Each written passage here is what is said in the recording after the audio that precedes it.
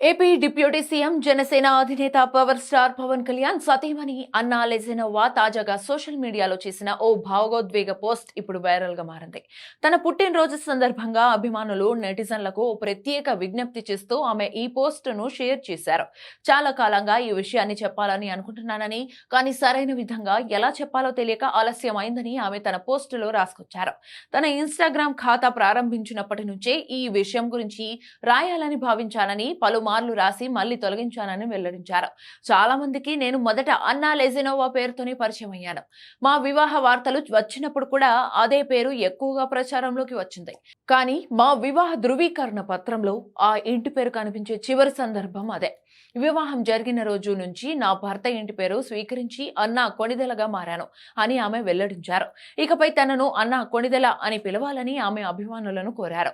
ఇదే నా పేరు, ఈ పేరుతోనే నేను అనుభూతి చెందుతాను. మీరు అర్థం చేసుకోవడం నాకు ఎంతో ముఖ్యమైనది అంటూ భావోద్వేగంగా స్పందించారు.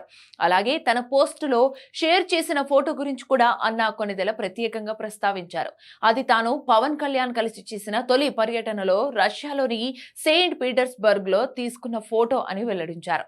ప్రస్తుతం అన్నా కొణిదెల చేసిన ఈ పోస్ట్ సోషల్ మీడియాలో వైరల్ అవుతోంది.